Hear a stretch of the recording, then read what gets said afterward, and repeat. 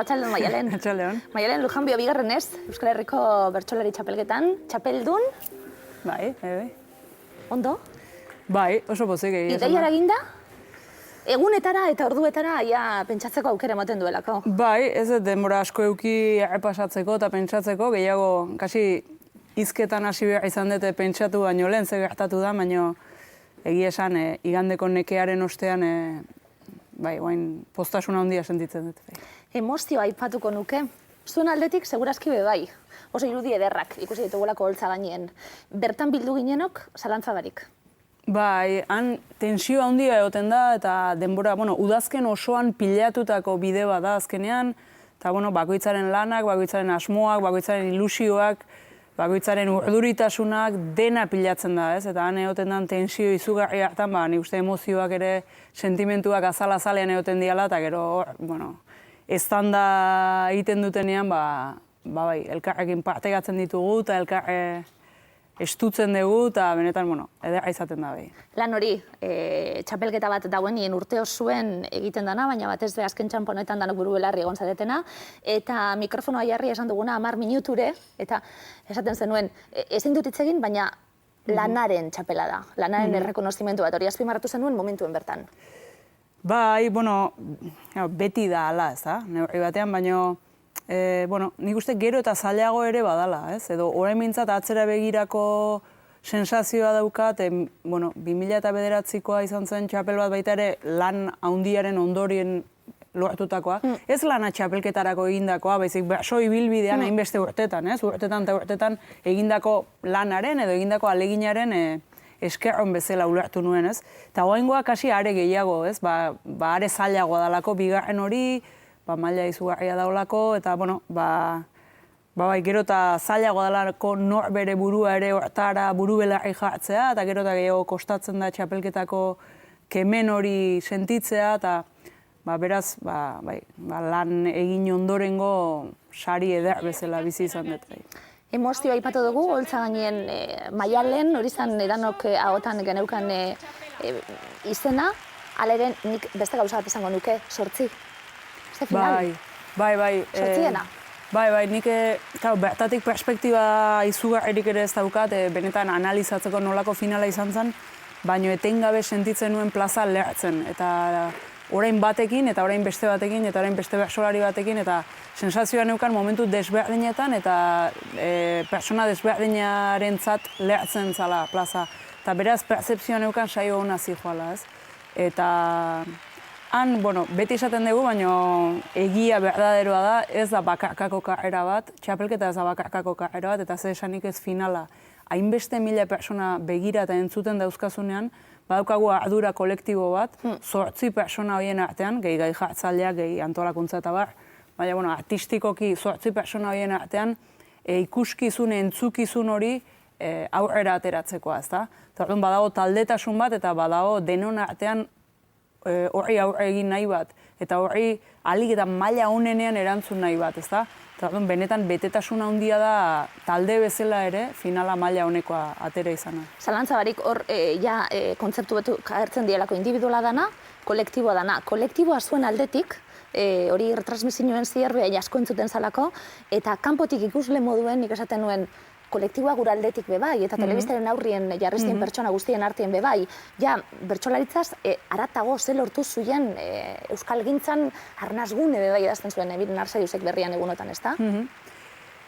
Bai, nik uste Euskal Herrian Euskaldunok ez daukagula okazioa handirik, olako euskera hutsezko eta sorkuntzari eta zerbait jolastiari eta kreatiboari dagokion zerbaitetan elkarrengana hola biltzeko eta elkarrekin konpartitzeko, ez da? Ez daukagu motiboa handirik.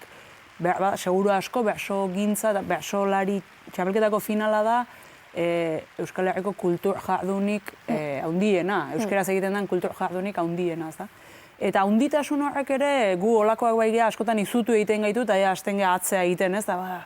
Hainbesteko epika eta hainbesteko emozioa eta hainbesteko gehiagizkoa ote den eta aztegia bildurtzen, ez? Eta, nik uste dut errezel hori eukitzea beti, prudentzia hori beti ondo dagola, baina bestalde ez daukagula okazioa handirik olako ospakizunetarako. Eta gainera ez ospakizun utxal bat, baizik jardun oso exigente baten ospakizuna, esan nahi dut, bersoak entzuteak exigentzia bat dauka, entzuleak ere alegin bat egin behar du, linguistikoki ere maila bat eduki behar du, zerbait eskatzen du, eta horren bueltan hainbeste jende eta hainbeste gogo biltzea, benetan nik uste ospatzeko modukoa dela, beti ere prudentzia egin, nik uste jarreraz beti nahiko prudentea gehala, baina bai, uste ospakizunak euskarak eta euskaldunok behar ditugula tarteka olako batzuk. Bai, eta gero hortik gogo eta egin, eta bakoitzarentzat betiko ez da, nahikoa egun batekin, ez noski ez da nahikoa egun batekin, baina egun horrek pilak zelan kargatzen dituen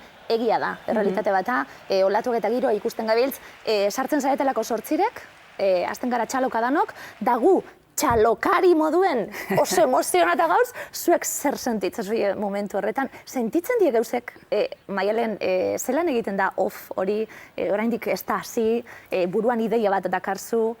Ez da aislatzea ez, baina berean nolabait sakrifikatu behar dezu gozamen hori, ez da? Jartzen baldin batzea publikoari begira eta gozatzea onditasun hori eta edertasun hori, benetan bersoak burutik alde egiten dizu, ez? Orduan pixka bat nahi badezu zorrotzari, saiatu behar duzu giroaren parte izaten, kontestuaz jabetzen, baina, gehiegi sartu ez dadin saiatzen, ez da?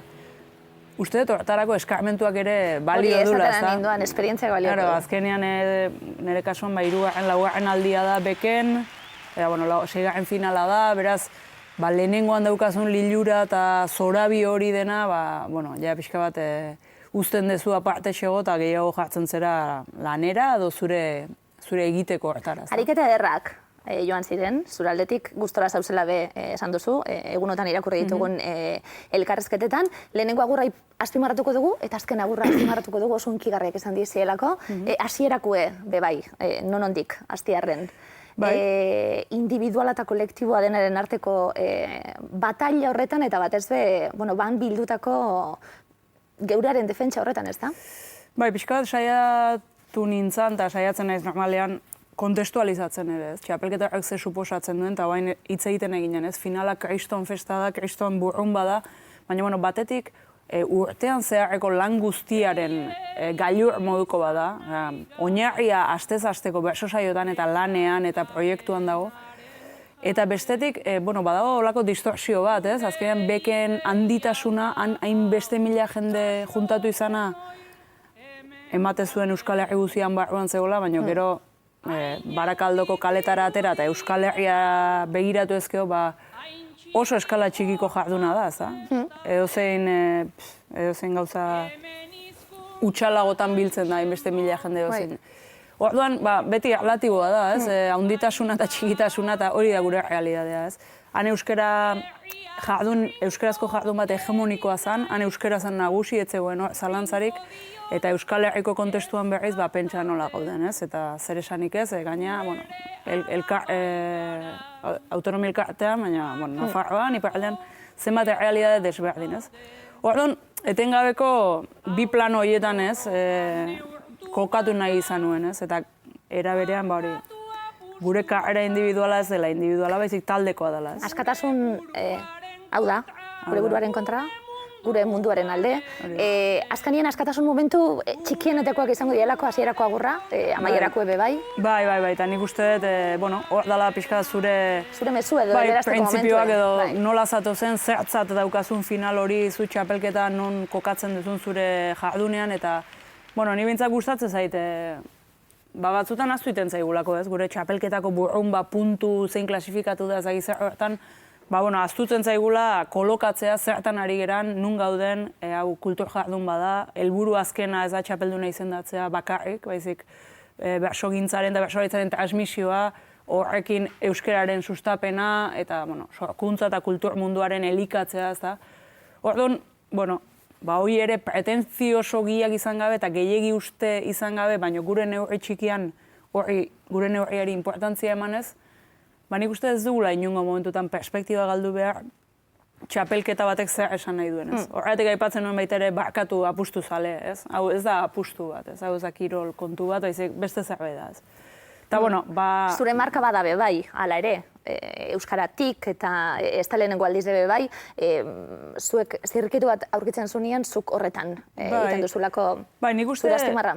Kasu hartan, nik aurrekontan eta aurrekoan ere, baina nik uste finalean jardun genuen 8 bertsolariok eta beste bertsolari gure mundutxuan gabiltzanak, uste nahiko ondo asmatzen degula kontestualizatzen horren esanahia. Lehiaren komponenteak kendu gabe, eta bakoitzaren aspirazio personalak eta egotxoa eta bakoitzaren asmo horiek gutxietxi gabe, eta hori lehia hori badela ere jakitun, baina uste kapaz gerala kontestualizatzeko. Eta txapelketa honek zentzua dauka beste helburu horien gatik, bestela zein dan honena erabakitzeko, desde luego ni ez ninduke motibatuko.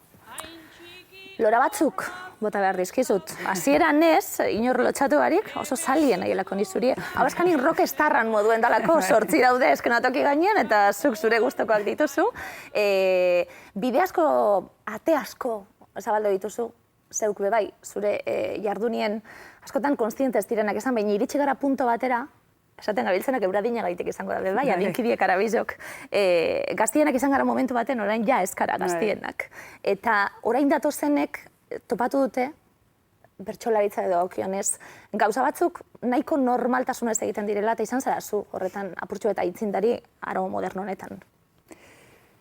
Bueno, behar bada bai tokatu egintzaitelako, ez? Eta nabil emakume zarala esaten, diskurtsu eri buruzaren. Bai, nik uste gure belaunaldiak oroa ekarri zuela bere garaian, oin dela ja 20 urte, baina belaunaldiak ekarri zuela tematika berri bat, jarrera berri bat, estetika berri bat edo berritu bat, ez da? Eta, bueno, ni pixkan nire burua beti belaunaldi horren baitan kokatzen dut, ez? Eta nire belaunaldia da bertso eskoletatik sortutako belaunaldia. Beraz, hor atzera egingo bagenu, zeinen lanari eskartu beharko geniok, ez da? Bertso eskola guzti horiek martxan jarri zituen jendeari, ez? Horko emaitzak eragu, eta gu gazte bezala gure mundua plazaratu genuen, ez? Eta gure tematika berriak, eta gure ikuspuntu berriak, eta horrekin ikuste jende gazteak etorri zela bertso gintzara. Eta, 20 urte, 25 urtetik ona, ni personalki, eta nik uste gure belaunaldiko bertsolaria joan gerala, gure bertsokera fintzen, eta nik uste autokritikoak izan gerala, eta joan gerala, ari gerala beti bila, eta ari gerala, beti zerbait bestelakoaren bila, eta aktualizatu nahian etengabe, ez da? Twitterren irakurri dut, kristalesko zapaiari zirrikitu ataraten basabiltzela, zu, esate baterako, Maialen badabil, ez da? Zapai horre egiten, gerozuk azken bertsu entzungu oso politxo esaten zendulako, orain datozenak, ari dira, lurrikara eragiten bebai, oinen azpizen, orain datozen belaunaldi barriko kidiek. Bai, dudik gabe, guk esaten eritzen bezala nola mundu bat, edo gure mundu bat ekarri genuen plazara, nik gu nola gazte izateari utzi diogun, eta gu kontrako rolean gauden, eta gu veteranoak egan, eta gaztei buruz hitz egin dezakegun, ez da? Eta txapela eskaini geroko eta hola, ez? Edade bat bagenuka bezala. Bai, egia da, oen gazte jendea, eta emakume gazte asko, eta gazte asko dabiltzala bertso munduan oso inkietude handiekin, oso kezka handiekin, oso planteamendu interesanteekin, tematika berriekin, eta zentzu hortan esaten nuen, transmisioa goitik bera ez ezik betik gora ere gertatzen dela, eta ni eta gu gazte horien gandik asko ikasten ari gerala. Gure lurra mugitzen ari zaizkigu, eta hori oso interesgarria da, ez? Eta lurra egurastea hori da, ez? Azalako gortzean, arrakalatu eta oxigenatu dedin utzi, ez da? Eta, Miresmenez hitz egiten zuten alare, Miren Amorizarekin hitz egiteko aukera izan genuen guk, gero Uxu Alberdi kontakizunien, miresmenez hitz egiten dute, zuri dagokionez, Maialen esan eta danak horrela hitz egiten dute, gero muruak ere esaten zigulako, Bertsozale Elkarteko presidentiek, pare bat txapelketatan, bi hirutan, bestelako eskenatoki batzuetan egongo gara. Bai, nire ustez dudik gabe, plazan ikusten da, ez? Plaza izugarri aldatu da, kolore berritu da, jende berria dago, jende gazteago behar dan bezala. Eta gaina lehengoa galdu gabe, hori da interesgarriena, ez? Esan edo Sebastian Peña, Andoni hori edenak segitzen dute, eta gu baino gazteagoa diren, Miren eta belaunaldi hori edenak ere jarraitzen du plazan, ez? Edo ari da plazan. Orduan, niretzat oso momentu interesgarria da bertso gintzan, eta bertsolaritzan oso eroso eta oso grinatxu sentitzen naiz, gauza berria gertatzen nahi dira, eta benetan ondo sentitzen naiz, eta benetan aliziente izugarria Asmatu gazte duzue horiek bai, guztiak.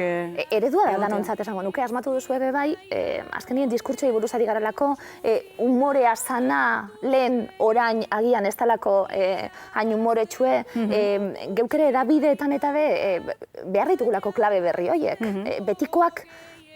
Betikoan ez kaudelako eroso, bez? Bai, azkenean norberak bere mundua darama edo nora, ez bertsolariak bere ahotik hitz egiten du eta bere mundua zari da. Eta jakina, nik nire mundua daramat eta ni zenbait roletan, umore motatan eta barretan ez nago gustora. Horrekin esan nahi, ez dela izan olako helburu ideologiko teoriko bat, izan dela bizipenetik egindako zerbait, ez? Zu eroso sentitzen tematikatan kantatzen duzu eta molestatzen dizunari erantzun egiten diozu. Eta horrek moldatu egiten du, bai bertxokidea, bai publikoa, bai... Bertxokidea, gai jartzailea, publikoa, entzuten dauena, puntuak emoten dauena, danak. Nik esan nahi, bizipenetik sortutako zerbait dela, ez da inbeste planteamendu teoriko bat. Nire kasuan izan da, bizipena behar bada gerora teorizatutakoa, ezta? Eta oaingo gazte jendea, nik uste oso ideologizatuta datozela, eta errezago izango dutela bide egitea, eta bersotan egitea beren buruekin koherente eta beren garaiarekin koherente eta interesgarri, ez? Txapeleko momentu entzungo oso hunkigarria dalako. Betikoen nik, eukiko banu, hiru desio eskatu eta sartuko nintzen. Zeuen barruen, bost segundutan ikusteko holtzatik zer ikusten dan, zer sentitzen dan, buruek funtzionatzen badu. Ikusingu momentu ederra dalako urrengoei datozenetatik, orainguek eta urrenguek, azken agurra ederra dalako, txapela jantzita. Zer da momentu hori, Aialen? Izugarria da, ez, azkenean Sebastianen gandik txapela jasotzen duzu eta hori da txapeldunaren agurra, ez, azken agurra eta oso berso simbolikoa eta monolitikoa bihurtzen dena eta ondo pentsatu beharrekoa ez da. Baina, hainbeste aipatu da tengo txapelketan, belaunaldi berria eta ez dela sartu finalera eta emakume gazteak eta bat eta beste, uste dut bazegoki dela edo ala sentitu nuen behintzat, nire hain kide eta hain konplize sentitzen ditudan gazte horiei denei eta datozen gazteagoei, errelebo edo lekuko simboliko hori ematea, ezta? Hori izan intentzioa eta azkenean Sebastian hain gertu sentitzen dut eta hain kide eta ondorengoak ere hain kide eta hain gertu sentitzen ditut, netzat izugarrizko suertea da. Mundu horren parte izatea, eta ze esanik ez mundu horren irudi simbolikoa den txapel horien ematea.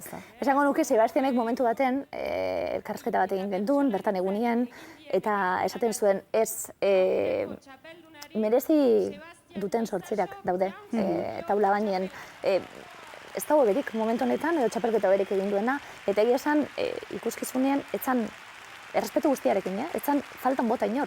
Sekulako ikuskizuna bertan bildutakoek sekulako maila eman zenutelako. Nik uste dudari gabe merezi izan zutenak zeudela. Txapelketa genero bat da, beren parametro batzuk dauzka, eta plazan bestelako gaur egun bestelako taldeak ikusten badira ere, txapelketak bere logika bat dauka, eta hor asmatu behar bat. Beti pasatzen da gauza bat, eta da hautagai asko daude finalera sartzeko, baina finaletik kentzeko ez dago inor. Zortzi horiek, urrengo urtean ere, edo oindala lau urtetik ona esaten genuen, sartzeko hautagaiak daude, hau kriston pila, eta maila izugarrian. Horiek sartzeko zeintzuk kenduko ditugu lehengo finaletik, eta zein kenduko duzu. Hoi pasatzen da ez, azkenean hor daudenak jakina, kriston mailako bersolaria dira, eta eskarmentu handikoak txapelketako logikan ere, eta horrek ere asko egiten du ez. Eta datozenak oso onak dira, baina lehen daudenak ebai. Batzuk iragarri dute, azken txapelketa izango dana, Mendiluzerekin buruz burukora, hau oso zabalik egon zalako. Nahiko argi, kenieletan, Maialen oso ondo zebilela, baina Mendiluze pasa, Sustrai pasa, Amets bera pasa, Sarriegi bera, sinistuko denuken dana. Nik uste hori hona dela, ez da? Ikuskizunarentzat ona da, emozio hori, eta gaina esan nahi du, denak oso maila honean ari ginela, eta oso paretsu, eta edozein pasa zitekela, eta hori nik uste oso osasungarria dela, eta jende ez jakin egotea zein izan leiken buruz burukoa, horrek ematen diola alizientea, eta asko esan nahi dula mailari buruz. Bueno, Sebastian astu aurretik. Ze momentu. Bai, Ze pertsona, ze ondo aukeratuta, ze ezaguna den be, bai, oso mediatiko da Sebastian Leizazo, danok ezagutzen dugu, danok maite dugu, ze gaitik, zuen arteko, bueno, ba, besarkada hori be, ze derra dan, ze hunkigarria dana. Bai, Sebastian azkenean, bueno, ba, mito handi bat izateaz aparte, ez? Bertsolaritzaren ikono bat eta mito bat eta, bueno, bertso ibilera eta mundu bat representatzen duen gizon bat, bestalde ezin hobeto aktualizatzen, etengabe aktualizatzen asmatzen duen persona bat. Ba, bueno, gutzat eredu bat izatetik txikian ginean eta olako irudi mitiko bat, ba, kide eta adiskide izatera pasadan persona da, ez? Eta, bueno, berak representatzen duen horrek guztiak, ba, txapela jaztea, eta nik diodan estimu personala, ba, netzat oso edera izan zen behi. Entzungo apurtzu ez da buru altxuan oso politxe delako, oso piropona delako, Zuzina den gaurkoan, onena bai onenetan, txapelarekin goza ezazu, ondorengo urteetan, txapelak ere gozatu dezan, buru altxu horretan, txapelak ere gozatu dezan, buru altxu horretan. Zea hotxe, Bai. Olakoik ez da beste. Ze hitz politxek, buru altxu bat eukitxe baino gauze berik ez da ongo. Ba, egia esan, bai. Ba, oso esan dezagun, xumeki esan da, baino loreo berik askorik ezin nuen entzun, ez. Osasunari buruz zer egin dugu, bertsolaritzaren osasunari buruzko gogoeta honetan egunetan, indartsu datorrela, gauza asko esan daitezke, nik azpimarratuko nuke eta esaten gabiltzena, batez be bideak zabaltzen eta zirrikitu horiek zabaltzen iritsi garela, topikoetatik urrundu gaituzten diskurtso batzuetara. Horretan oso ondo aritu zara? Bueno, saiatze geha, ez da? Da saiatzen ez, nik uste, bueno, ni eta beste bertsolariok ere. Oso bisualak egiten, ez zer esan barik dana esaten, figura literario asko, poesia asko daue bai. Bueno, gaiek, batez ere bakarkako gaiek ematen duten, gaur egungo bakarkako gai modu horrek pixkat behatzen zaitu olako zerbait narratiboa edo egitera, eta pixkat bersokera bisual edo deitu daiteken hori egitera. Bueno, hori ere garaiak izaten dira, eta bueno, bezakit hau ere igual agortzera doa eta aldatu inberko da, edo hori da nire intuizioa. Baina, bueno, gaiek pixkatera ematen zaituzte hortara. Eta topikoei buruz, esango nuke, behar da lehengo bersokera gehiago zen arrazoi borobiletan oinarritutakoa eta sententziatan, ez? Eta nik uste bersolari hona alegina badala oroa ies egitea topikoari, ez? Eta topiko bilakatu den kontratopikoari ere. Topikoa azkenean etengabe kontratopikoa ere topiko bihurtzen da denborarekin. Etengabe ibili da gezu, ertz hori bilatzen argia, ez? Borobildu egia dagoenean, ez? Eta nik uste hori dela gure jardunaren aliziente da muetako bat, edo motibatzen gaituen gauzetako bat, ni behintzat saiatzen ez gauzak borobilegi, absolutoegi eta seguruegi ez esaten. Ez, ustea pixka bat juzgatu edo gabe, edo pretentziosidade gehiagirik gabe, uste. Niretzat oso importantea hori. Hala ere zeharri bitxi, utziz dituen jonki horrek, esate baterako. Ze politxe hau? Maialen bigarren bertsuen amaiari, Bai, bigarren bertsoan amaiera kin gustuak gatu nintzen, bai. Egia esan kostata. Zupakizu, hiliek tente jartzen asko, zuk amaitzazu da guri dan hori raska, hiliek tente. Bueno, hoi ez da helburu bat, ez? Askotan unkidurari buruz hitz egiten da eta malkoa sortzeari buruz, eta nik ez da gure helburua inor unkitzea. Nik uste hori ondorio bat dela eta ondorioa izan behar duela. Ze hori helburua balitz ikusi egingo litzateke zure intentzioaren a priori hori, eta hori oso zatarra da.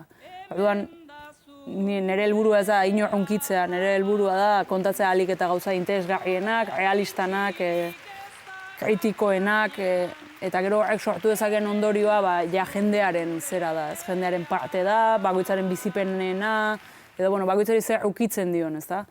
Baina, horrek ezin du helburu bat izan, eta hori da lehen esan dudan pretenziosidaderik ezaren parte. Unkidura edo danadalakoa da zure lanaren ondorio izan daiteken bat. Baina hori jendeak ematen dio bersoari, ez? Jendearen bizipenak edo jendearen momentuak edo jendeak nola hartzen duen hori, ez da. Pausuak eta urratsak aurrera eginaz, momentu baten esan didazulako bertso-eskolako sasoikuek gara gudanoko holtza gainen egon ginenak, Jon Maiet Orzanien liburuekin bebai, berriak jaio ginen egin genuelako, bere liburuaren tesi hori dalako, ez da? Zelan bertso-eskolei esker iristen daia publiko guztiaren gana, kalera, adin guztietara, tabernatan dabilen gaztien gana, zabaltzen da, tesi horrekin guztiz ados egonda, esango nuke, eta orain, amaren bertsu esate baterako, ama bat, aurra izan duena, eta, ez dagoena pozik. Eskertu nuen, nik neuk esate baterako, ikusle moduen, gai hori zuri egokitzea. Bagauzelako, eta topiko eta kontratopikoen beldurrek kendute bebai, bagabiltzelako ez zabaldu bakarrik. Diskurtso ezberdinetan eroso egoten. Bat egongo dalako ikusle bat, bertsolari batekin oso gustora, beste batekin, iruditzen zait badagoela guztiontzat, zabaltzen dagoela haueten gabe. Bai, eta aldaera desberdinak, bizipen desberdinak dauzkan jendeak, azkenean gaiak tratatzeko modu desberdinak dakartza, ez? Eta matasuna, beste nire kideetako bat ditokatuko balitzaio, seguru aski bestela tratatuko luke, ezakigu nola, hobeto edo okerrago ez dut esaten dut bestela. Eta, bai, azkenean bakoitzaren bizipenak eta pertsona desberdinen, bizipen desberdinek, berso ideia eta arrazoi desberdinak dakartzate, eta alde horretatik nik uste izugarri zabaldu dela abanikoa, ez? Eta izugarri zabaldu dela panorama ideologikoa eta gure realidadeak, ez? Gaur egun bersotan entzuten dian gaiak, hasteko, pentsa ezinak zian oin dela gutxi, eta gaur egun bersotan gabiltzan personen realidade personala eta ondorioz mundu ikuskera, ere, pentsa ezina zan oin dela 25 urteko hasi ginean, ez? Orduan, normala dan bezala, hori zabaltzen eta anizko izten ari da, eta koloretzen, eta gero eta bariatuago, eta beraz aberatsago eta interesgarriago izaten, ez? Bazterren aroa aipatu nahi dut, Kaitxale Minerrek argian idatzi duena azkar-azkar, zain pasaten dan, denpori gustora egon da. Kafe batekin jarraitu beharko genuke, Maialen. Oraintxe, Kaitxalin datorrelako sinadura esaten dute, orain berak esaten duena oso interesgarria dituz zaidalako, Idurrazki Isabelak esate baterako Twitterren, Maialen Lujanbio ideia, beraz mundu berrietara bat batean eta herrimatu zera maiten gaituen aparteko izaki hori.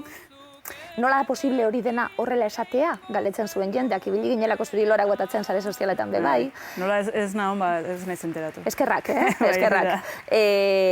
Egiten du, bazterren aroa, behingoz titulatzen du Kaitxalinek argian, apurtxuet sustraik jartzen zuen bebai, bazterrak erdigunera ekarri, apurtxuet lurraldetasunarekin eta segurazki gure kulturarekin, baina Kaitxalinek apurtxuet zabalduz, esaten dugu bebai, gure referente kultural ere bihurtu zaretela, zeuek bilatu barik bebai, baina hau iristen da, eta azkenien noren ahotsetan eta noren buruetan jartzen dugun bebai, askotan gu elikatzeko esperantzak bebai, ezta?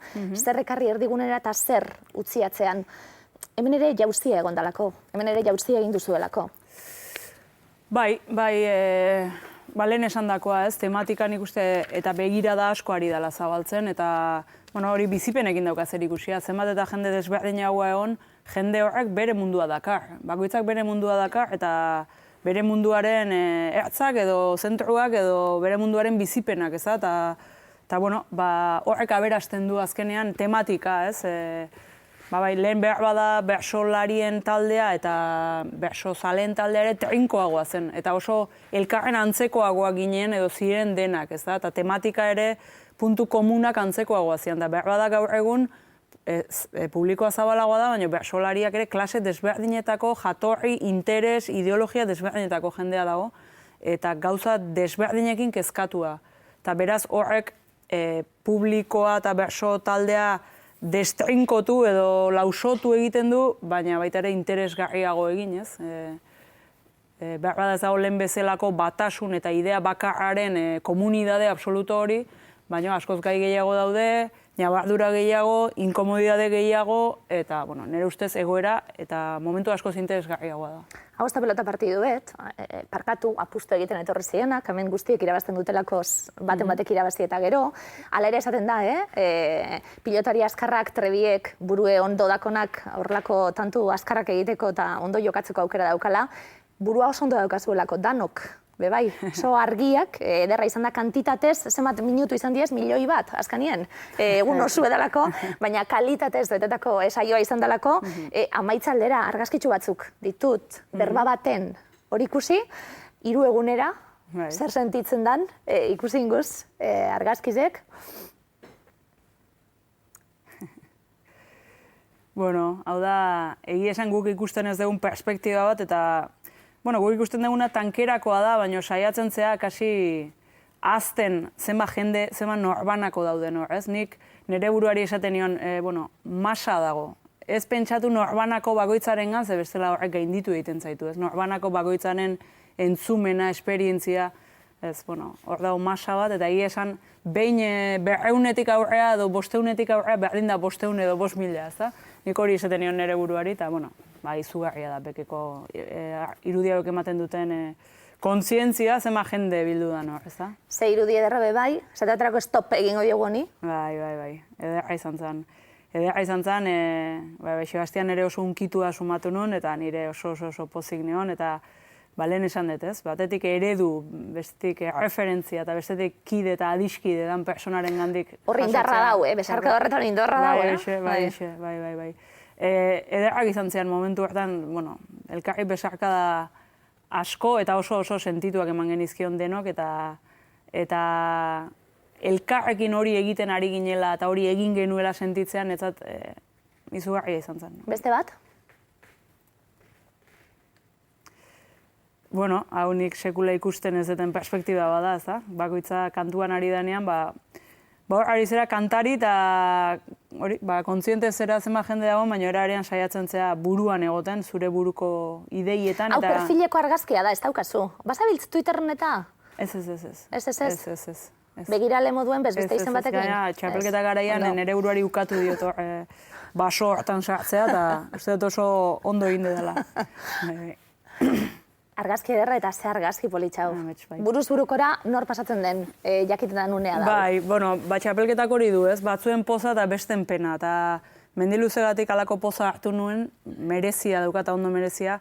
Eta ametxegatik pena sentitu nuen, ez beregatik baizik, berarekin buruz buruko ezin egina, ez? Eta gaina empatia handia berarekin, ze pixka bat sentitu nuen ni orain 4 urte egon nintzen leku beretsuan. Eta nik hain gaizki pasatu nuen, oen dela 4 urte goizean, eta, amets izugarri miresten eta maite deten persona da, eta oso ederra izan zen ondoan egokitzea atxaldean, ze, babes bat eta babes bat sentitu nuen, ez, beha ondoan eukita, bai. Esaten gabiltzena, kalitatea, esan du, hori argazki horretan ikusten da, besarka horretan ikusten da kalitatea. Euskolabele babestutako saioa izan zelako temporadanan egon ginen horren iragarkiak egiten Euskolabel hau da, jaun Andreok, hau, besarka hau da. Maialen Lujanbio, ze plazer retorri zarana? Bai, mi esker oso guztan. Lo egin beharko da, ez da, egunen baten? Bai, lore egin beharko da egunen baten, bai. Hartuta, orduko loaldi eder bat edo? Gaur ere ez da izango, baina, ez dakit, hemendik aurrera saio moardua dakau, eta ez dakit, lo asko egingo deun, baina uste dut hain tensio guzia pasa eta nervio guziak bajatu eta laineza pixka bat sartuko zaigula eta politia eta peligrosoa izango dela gabon garai hau. Hobeto. Bai. Pisu ederra, kendu duzu gainetik, merezita txapela, nik uste danok salbuespen barik, asko postu garalako, txapela burua altxu horretara joan danien. Maialen Lujanbio, mila esker. Eskerrik asko zuei.